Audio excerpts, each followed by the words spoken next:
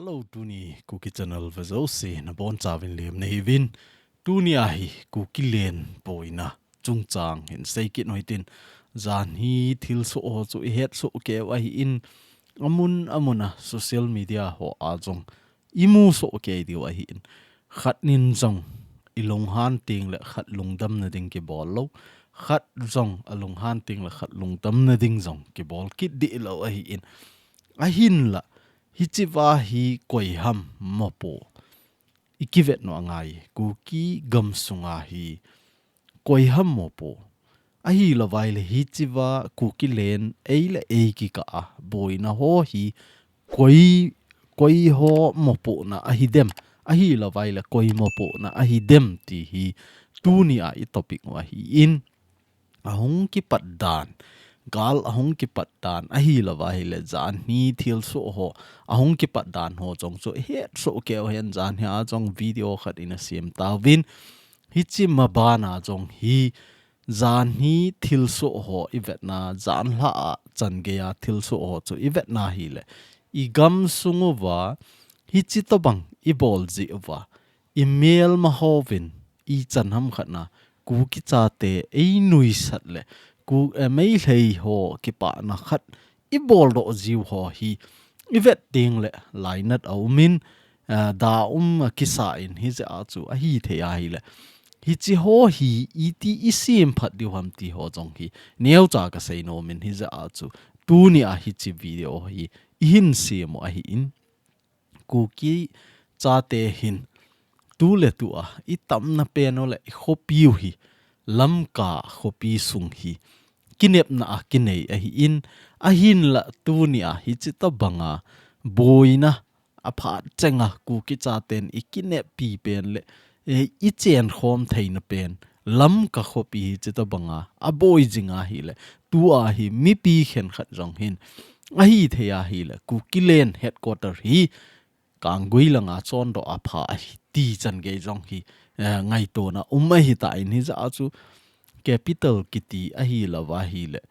center kiti aki koi na hi I chan ham khatna phatna a hi in hi chong hi iki boi na dewa kangoi le lam ka ki ka boi na dinga ki sei a hi po in ate ka na I het thei na dewa hin sei a hi bowin Meghalaya Gamsung jong hi angol pen ho Gamsunga center khat ana ta ja ama ho khasi ho Meghalaya Gamsunga jong hi thum mai garo hi in jaintia hi in khasi hi na hin la khasi on center ana tu kha je wa hi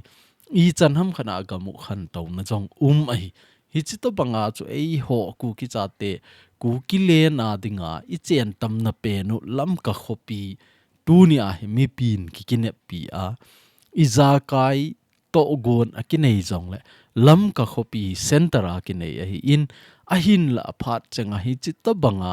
eila ei ki ka kina na zinga hi le kangui lang jo hi center sa ote ti loi jong hi tampi ki hi tai ti ho jong hi iga het theini dewa in sewa hi in hi china chunga hi ei ho la ei ho ka a ben ki bol khum shut down ki bol khum khat la khat ki to mo a hi la vai la mi pi khen khat lung thim phat lo je a ilam kai ho zana nei lo ilam kai vai hop na noya ki chat nom lawa chance la a zan hi ki boina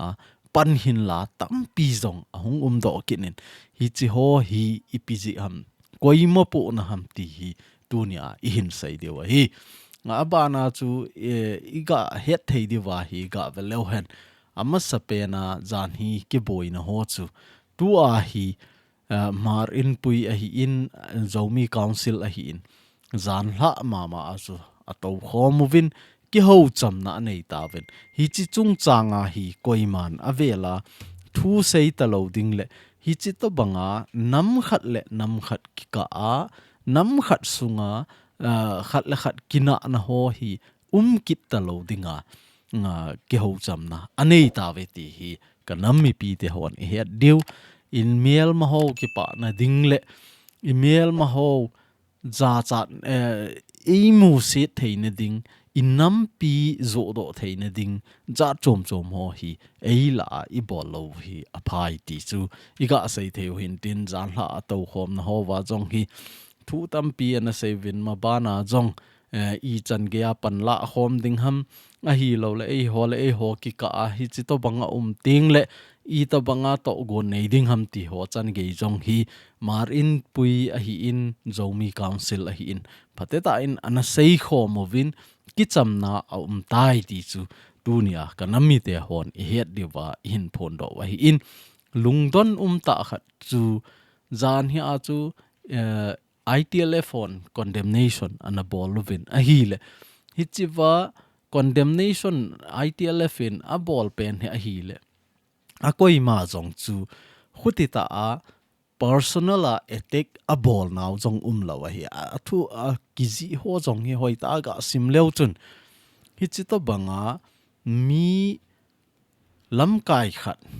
ga ki vozing a hi lawa hi le lam kai khat jana nei lo ta group khat mel het lo ho ki thu khoma hi ta I zep jing pau a hi lo le pan ila pau hi adi poi ti a chu ama ho hin condemnation a bol wa hi bovin a hin la mi khen khat chun anaki personal anaki la ke no vin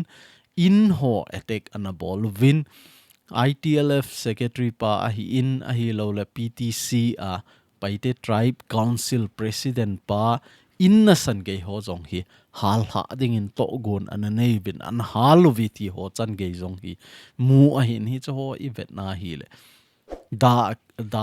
ki sa in inam sung I gamsunga I leader khat jong hi chi to banga hi safe a hi lo wa hi le mi pi ho I ti na ven bit tu ham ti hi tunia mi pi a ko na lam kai ho hi nga hi question na satan a ki bol no men hi lam kai khana ikilhun ikitun do wa hita hi lam kai ki bol dinga ikitun do wa thading mat dinga lam kai itun do wa hi la koi ham inam sunguwa lam kai nom ding tu ni chan ge ya lam kai hoi lam kai pha kikimu do zo lo na ka hita hi ho khat la khat ikivet dawa khat la khat etek ikibol to jingwa mei lei ho in bon ga ki hal ngam lo email ma ho bon ka ki that ngam lova ei ho ki ka hi chi to banga pan ila ji pau hi ivet na hi la da umin za chat jonga umin hi za chu a hi the a hi le hi chi hi nga do o hi tin inam sung igam sunga hi chi to bang chon chan phalo ho mi mai san ho chan ho hi I bol ki ta lo di win zong avelin kanami te ho ka hin te min ilam kain I chanam khana pan anala a innam lam kai dinga anakitung do a hi in a hin la tu ni a hon office chan ge a in hon a san jong chu iga attack zo wa jong office hon a san ge jong attack I bol pa wang hi di aki sapo na hi a de isana mei teile KUKI I hung ki boy wa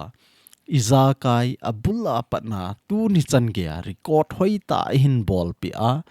mi izat I thiu ham in izat ke halam ho in izat ke hal ha hitam ho izat ke hal ha hitam ti record phateta I tu I cha khang ge ya mang talo dinga record in a bol pi o hi ITLF ho a hi win inam sunga ikine pi pen KUKI in pi in jong hi chi to banga hi record bol lo a hi in a hin la ITLF in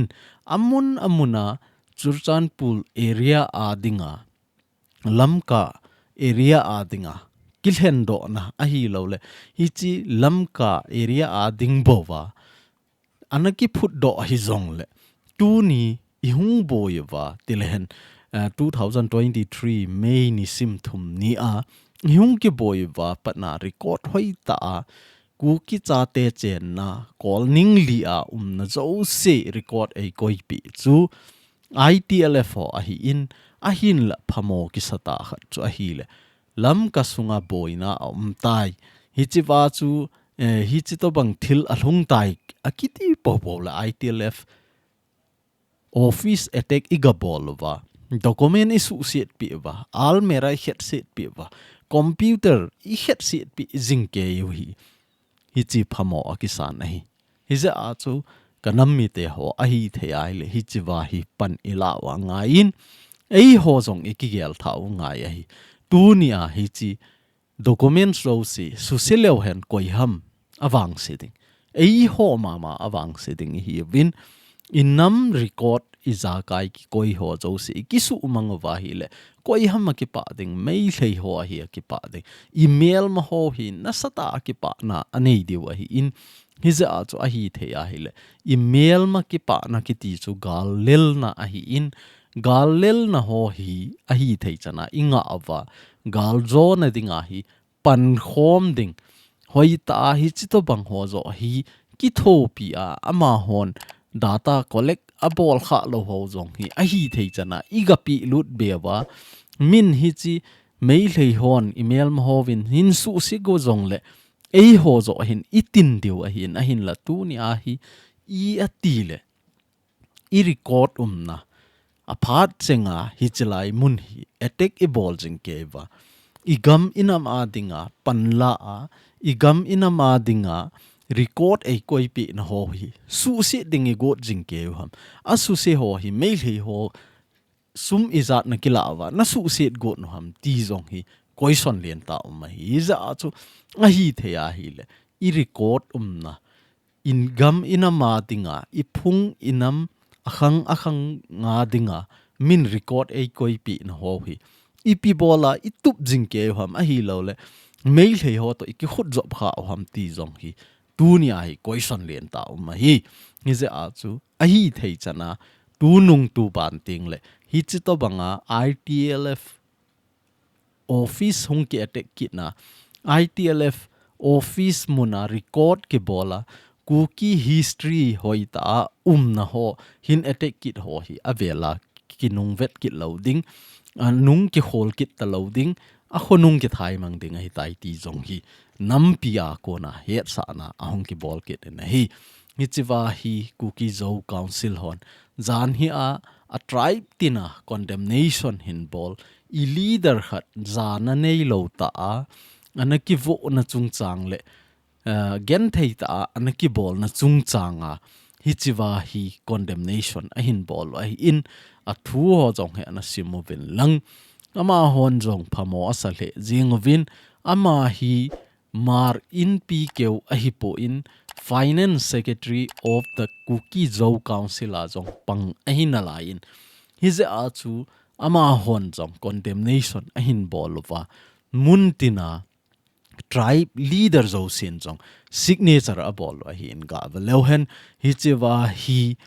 pu henlen thang ama hi KZC leader hi jong le alang khatna VPC chairman a panja chu VPC mina sign a bola aban le KZC mina hi Dr. Pun hita chu KZC mina sign a bol hi in aban le KUKI in pi pu azang khong sai in jong hi chiwa hi sign an a bol kitnin hi chiwa hi mar in puin jong sign a bolin paite tribe council in jong sign a bolin aban le zo United Zo organization in jong sign a bolin Hill Triber hi chiwa kotu hon jong sign a bolin ITLF jong sign a bolin aban le gangte tribe in jong sign a bolin Thado tribe in jong sign a bolin aban le hi chiwa hi any KUKI tribe in jong sign a bolin mate tribe in jong sign a bolin Thado in jong sign a bolin hichivai thado in pi a hi in hichivai thado tribe a hi in hichu het khelo deu aban le hichivai simte tribe in jong sign a bol a hin la hichiwa hi simte tribe le paite tribe in withdraw anaki bol ki ni ti awang chu kejet sin hichiwa hi het sa na a hin bol kit a hi in a hin la paite tribe le simte tribe in withdraw anaki bol wanga chu zan hi thil so chu ivet na hile paite tribe ho jong hi nasata pressure api u hile kilom a hi in hi za chu a in ho na san ge jong hi attack anaki bola nasata a hal ha ding to ugon ho jong anani ti ho jong hi mu a hin hi che to banga I tribe zo si kilung khat na khatnin dodal na nasata ahin bol wang hi phamo akisa in hi chilai la a hi KUKI nam sunga tribe zo se tabang kim a hi tain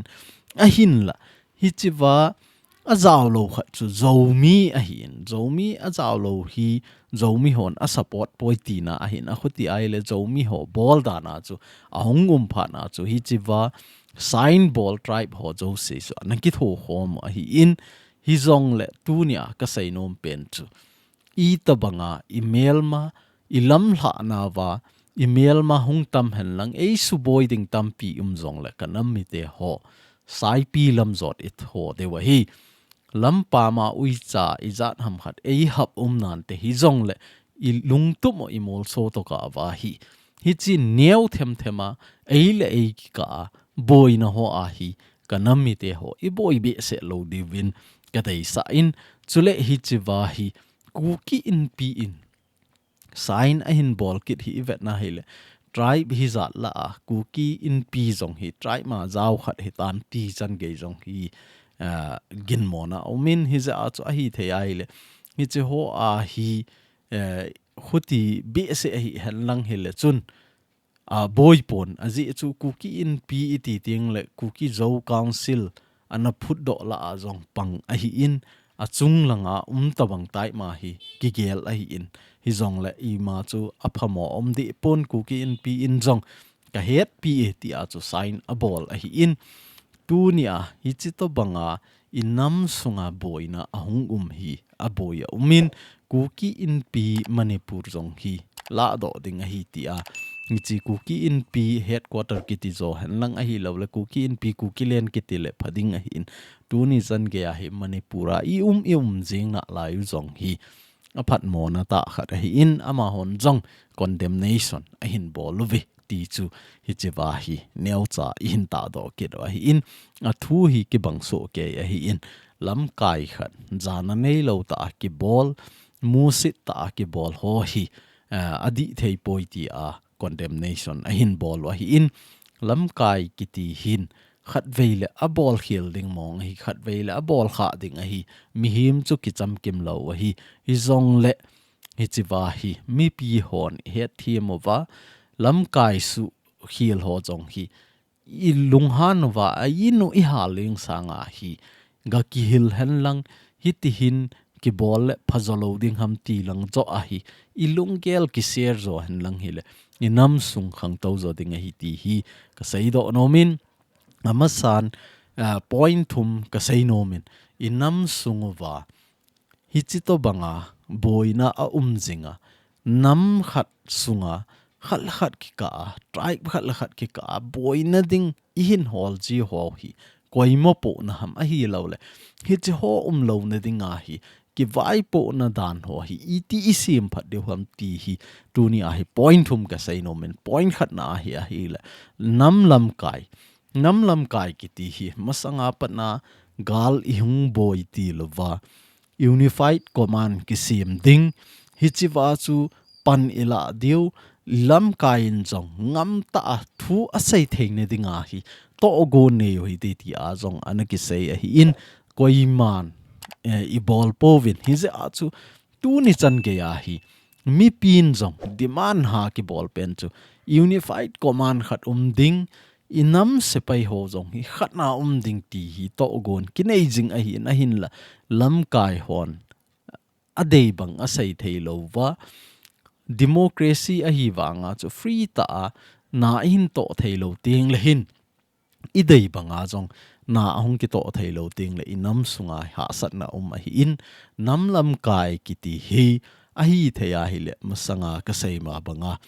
god nei han lang hoi ta pang khom han lang inam sunga dinga mopo khat ki ti chu asun azana a pi ding khat hoi ta ngam pela thu a sei ding hi chi nam lam kai ki ti hi atam zong su saw angai poi kum khat na ding bowin bolu hitin phai sawa kum khat sunga chu vai a hop theya a vai po dana chu KUKI nampi I khan to wa hi le hi chi chu avela itun ki thewa hin a boina atam a chom je a chu boina ding I ma po in namlam kai ki ti hi hoi ta ki ven bit diu tu ni a thu hin sei na wa namlam kai ho in ki bulu office ki bulu kiti ho hi ipizi ham tile tunia namlam kai ho hoita event bit lo zeu namlam kai zadan ithiep lo zewa hi chito bang thil so ho hi uma inam sunga lam kai hon jong thil phata ta bol no mo hi wanga a bol thela ho na ho hi ipizi ham ti a hi le nam se pai ikitup lo zewa inam sunga vai hom ding hon jong hoi ta vai a hop thailo hi tunia hi avet sa na India Gamsung ga lautin I chen now India Gamsung hi ja India Gamsung example la ga la leuhan tunia hi prime minister kiti a hi lo le chief minister kiti home minister kiti ho hi ipi bola minna ja ham tile hi chi ho jo se hi Indian sepai ho zo sin support a ball wa hi koi tabang ama ho chunga action hin ball a hi lo ama ho hin sugen thading ho zo se chu ama hon guard a ball wa hoita ven bit no wa a china a na zo se hoita a ven ji wa chu ama hon jong lungam pela vai a hop thei wa a Gamsung a vet kol thei wa hi in hi chi to banga chu ei hon jong nam sepai khat bo ki nei han lang inam sepai ho hin hoita inam sunga vai hom inam lam kai ho hi guard bol hen lang a phat chenga security hoita pe thei lew ilam kai ho win jong ngam pila inam sunga vai hop ding ama ho lung dei banga vai a hin hop ding ole inam sung a khan to lo ding hi ki he thei ding a hi na hin la tu ni a hi inam sunga hi lam kai ikitel do jiwang win ilam kai ho win jong thil phata ta hevi a hin la ama ho dei banga na atong thei po we aji chu ama ho mopu na I to banga lin jong le ama ho sanga thanei zo thal choi nam se pai hon support a bol lo ting le hi chi to bang thil phata ta ho jong a bol thei lo tampi umai hi ja chu nam se pai jong hi kisim tu muwa khat bo ineva hi chi nam se pai chun I nam lam kai chu hoi ta support a bol ngai a hi chi a hin bol ting le chun mi pi in nam mi pi ho hung ki tup ding hi in nam mi pi ho nam nam lam kai zadan hung ki thimin tin nam se pai zadan hung ki thimin tin mi pin jong inam lam kai chu support hung ki bol thei ding hi a hin la tu ni a hi mi pin thil pha ki he lam kai in jong thil pha tampi a he a hi wanga mi pi lung dei bang nam lam kai in bol nom a hi wanga nam se pai in support a bol lova hi chi nam lam kai le nam mi pi I to banga ki lung to jong le nam se pai in support a bol lo ting le thil hi a chi na ding banga chi khom thailo wa hi in he ja chu hi chiwa nam lam kai nam se pai nam mi pi ki ti ho zo se hi